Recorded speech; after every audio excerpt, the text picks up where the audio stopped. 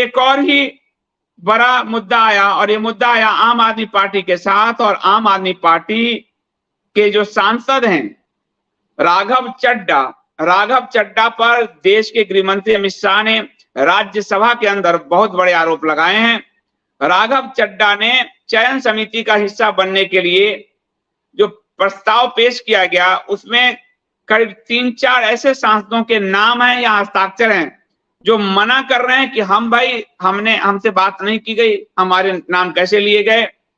इस मामले में 2 सदस्य सामने आए हैं। मैंने कहा जैसा कि बीजू जनता दल हमेशा सेफ रहती है तो वो सत्ता के साथ जाती है, तो वो भाजपा के साथ है।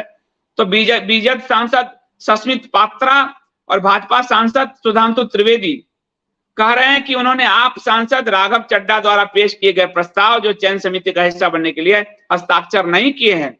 गृह मंत्री ने कहा, राज्यसभा के जो सभापति उस समय थे उनको कहा कि यह जांच का विषय है कि प्रस्ताव पर हस्ताक्षर कैसे हो गया।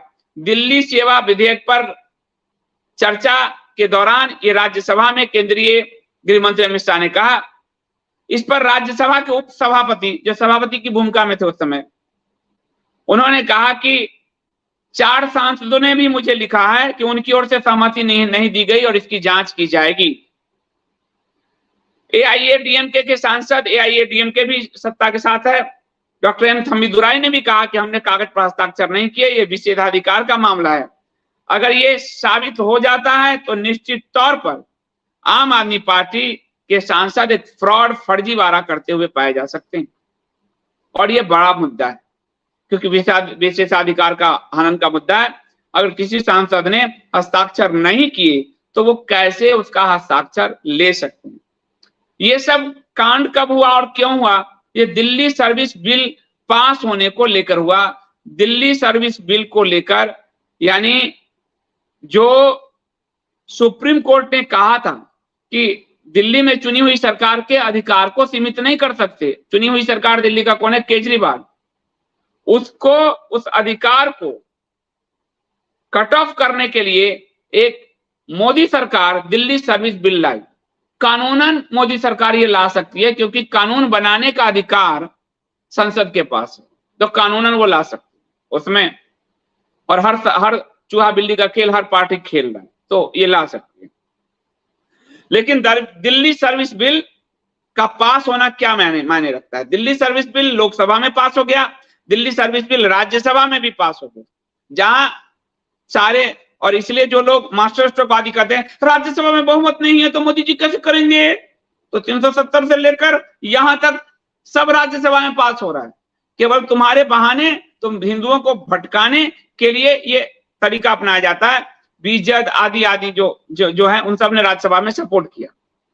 और राज्यसभा में इस बिल के विरोध में जब मतदान हुआ, यानी विपक्ष इस बिल का विरोध कर और पक्ष ये बिल लेकर आया, दिल्ली सर्विस बिल, तो समर्थन में 131 वोट पड़ा भाजपा एनडीए अलायंस का, और विरोध में 102 वोट पड़ा। जबकि इसका प्रस्ताव लेकर आया था आम आदमी पार्टी, और आम आदमी पार्टी के पास टोटल 10 सांसद हैं। फिर भी पूरा विपक्ष गोलबंद हुआ। तो ये जो इंडिया बनाया है, ये पहली बार इसका स्ट्रेंथ, जिस केजरीवाल के साथ कई बार दूसरी पार्टियां नहीं रहती है, उसमें उन्होंने एकजुटता दिखाने के लिए इसका उपयोग किया। राज्यसभा में बीजेपी के पास अकेले बहुमत नहीं है, ये आपको बार बार कहा जाता है। मास्टर स्ट्रोकवादी आपको गुमराह करते हैं, और एनडीए का आंकड़ा भी मिला है तो सही में बहुमत से दूर रहता है। लेकिन जब भी इनको बिल पास करना होता है, उड़ीसा के नवीन पटनायक का बीजू जनता दल और आंध्र प्रदेश के मुख्यमंत्री, क्रिश्चियन मुख्यमंत्री जगनमोहन रेड्डी का वाईएसआर कांग्रेस हमेशा भाजपा के पक्ष में रहता है। तो यहां भी दिल्ली सर्विस बिल में भी बीजू, नवीन पटनायक का जो बीजू है वो बीजू जनता दल, और जगनमोहन रेड्डी का वाईएसआर बीजेपी के साथ खड़ा हो गया, इसके कारण दिल्ली सर्विस बिल पास हो गया। और इस बिल को आज बड़ा एक फोटोग्राफ आया, जिस मनमोहन सिंह को गाली दे लेके अरविंद केजरीवाल सत्ता में पहुंचे, और मनमोहन सिंह को खूब गाली दिया, क्या क्या नहीं किया। वो मनमोहन सिंह तबीयत खराब होने के बावजूद व्हील चेयर पर 90 साल की उम्र में भी वो अरविंद केजरीवाल के पार्टी के प्रस्ताव के समर्थन में वोट देने आए, ये केजरीवाल को सोचना चाहिए। हालांकि केजरीवाल भी अपनी विपक्ष की राजनीति करके मनमोहन का विरोध करते आए थे, वो भी उनका लोकतांत्रिक राइट है। तो मनमोहन सिंह भी अपनी विपक्षी एकता को एकजुट दिखाने के लिए व्हील चेयर पे आए थे और उस पे उन्होंने सेहत का तबीयत खराब होने के बावजूद उन्होंने वोट किया और इस बिल में को लेकर इंडिया गठबंधन एकजुट रहा, टूटा नहीं, ये बहुत बड़ी बात है। और एक इंडिया गठबंधन के एक भी सदस्य ने क्रॉस वोटिंग नहीं की, ये भी बड़ी बात है। यानी इनकी एकजुटता पहली बार बीपी सिंह के समय जो भाजपा और बीपी सिंह के नेतृत्व में इन सब ने एकजुटता दिखाई थी, वैसी एकजुटता अभी दिख रही है इनकी। तो एक भी क्रॉस वोटिंग नहीं होना, जबकि कई लोग उसी में से अरविंद केजरीवाल पर उन्होंने तंज भी किया, मनोज झा ने तंज किया लालू की पार्टी का, इन सब ने कांग्रेस को लेकर भी तंज किया गया कि कांग्रेस इसी मनमोहन सिंह पर आप हमला करते थे, देख लीजिए जी, लेकिन हम आए हैं। तो इसके बावजूद एकजुटता उन्होंने प्रदर्शित किया है, पहली बार इंडिया गठबंधन ने एकजुटता प्रदर्शित किया है, लेकिन उनके पास बहुमत नहीं था। और इसमें आपको लोकसभा और राज्यसभा से जब दिल्ली सर्विस बिल पास हो गया तब वो राष्ट्रपति के पास जाएगा, वो हस्ताक्षर करेंगे और कानून बन जाएगा, यही विधि है।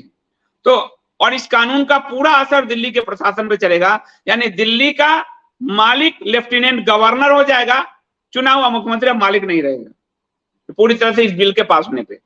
सुप्रीम कोर्ट का फैसला था कि चुनी हुई सरकार को ऐसा नहीं कर सकते, उसके अगेंस्ट में ये प्रस्ताव लेकर आई, दिल्ली सर्विस बिल भाजपा लेकर आई।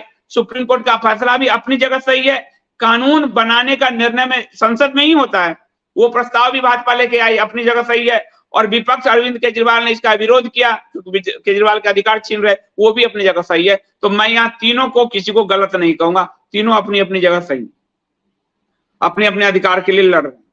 तो अब दिल्ली सरकार के सारे अधिकार अब उपराज्यपाल में निहित हो जाएंगे और इससे इस बिल से national capital civil service authority बनेगी, एक बनाया जाएगा national capital civil service authority.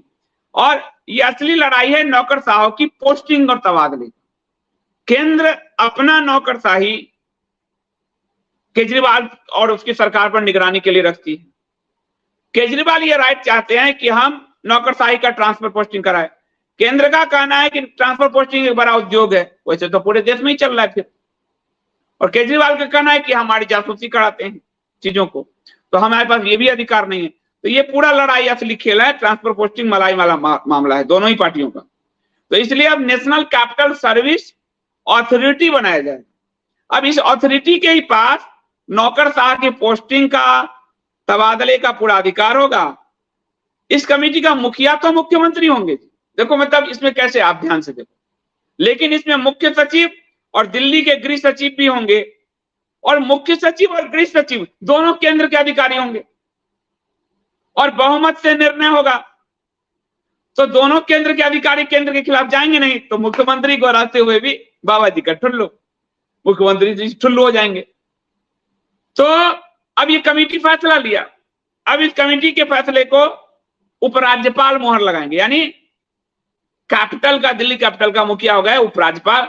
अब केजरीवाल सरकार सिर्फ खिलौना भर है, कोई भी निर्णय में उसकी बड़ी भूमिका नहीं मानी जाएगी। तो और दिल्ली हमेशा से इससे जूझता रहा है। कांग्रेस की सरकार जब रही तो शीला जी थी और मनमोहन सिंह थे, तो आपसी में दोनों की कांग्रेस की थी तो अच्छी सी स्मूथ हो रही थी। लेकिन दिल्ली सरकार के पास अब अपने बिजली पानी के अधिकार रहेंगे, लैंड रिफॉर्म्स और पुलिस लैंड रिफॉर्म, मतलब डीडीए, ये सब तो ऑलरेडी केंद्र के पास था। अब ट्रांसफर पोस्टिंग भी केंद्र के पास आ गया और सरकार का मुखिया हो गया उपराज्यपाल, और राष्ट्रपति के सिग्नेचर के बाद ये कानून बन जाएगा। तो ये एक बड़ा जो है मामला हुआ जिसमें इंडिया गठबंधन एकजुट रही और इधर एनडीए को, यानी मोदी सरकार को बीजू जनता दल और जगन मोहन रेड्डी का समर्थन मिला।